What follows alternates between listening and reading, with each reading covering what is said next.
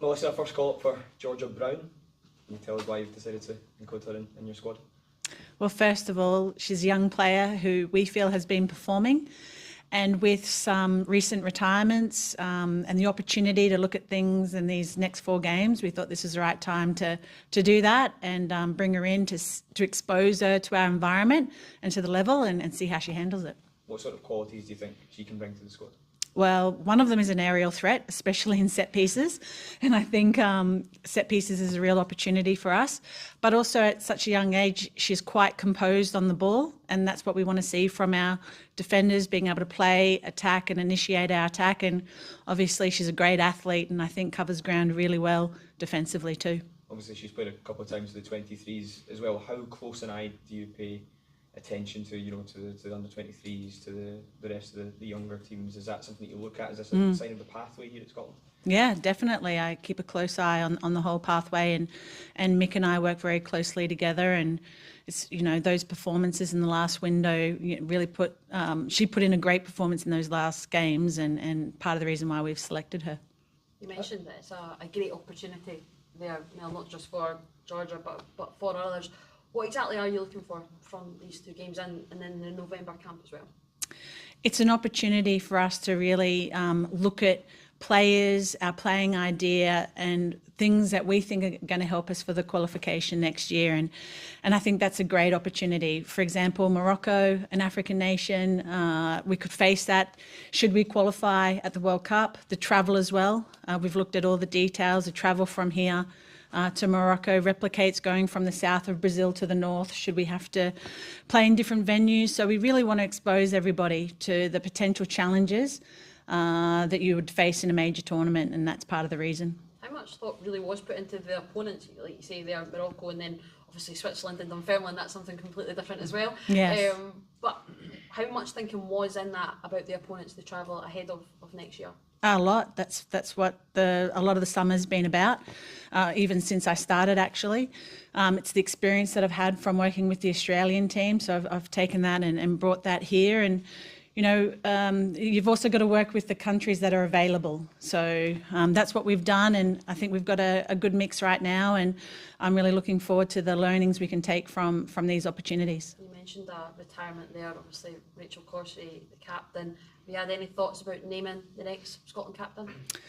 I've only had one camp with these players, and I really want to take my time to get to know them. So I'll do that over these 4 games, but by next year, all of that will be settled.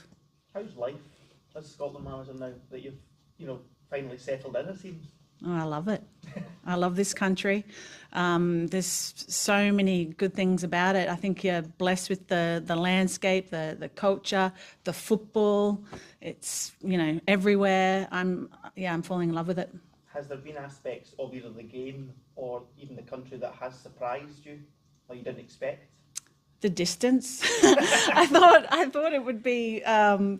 I don't know, closer to drive around to different venues to watch games, but it's not. That's probably the one surprising thing. I haven't experienced the winter yet, but I guess the other, being in amongst it, the crowd, the intensity of the supporters is very different to what I'm used to and experienced watching it on TV in Australia. It's very different to when you experience it live, but I love it. Is that sort of intensity a driving force to get this team back to where we should be? I think, it's, you mentioned where we should be. Everything's got to be earned. And we are really working hard to find extra percentages and things we can do differently, things we can leverage that we do well, so that we earn the right to be at that major tournament, because that's going to be a mission.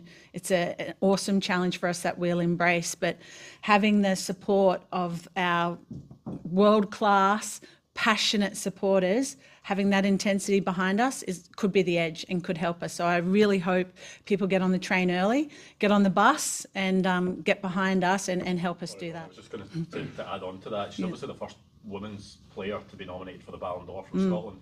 From what you've seen of the Scottish players you have at your disposal, the young players coming through, is the hope that she'll be the first of many in years to come? Yeah, of course. Why not? We've got players coming through, doing very well in our domestic league, but we've also got players, across Europe and internationally. And I think, it's about what they do in their daily training environment that's going to give them the best opportunity to reach those heights. And I think, the future's looking bright. How big a turnover do you expect to see in the next couple of years in terms of your squad?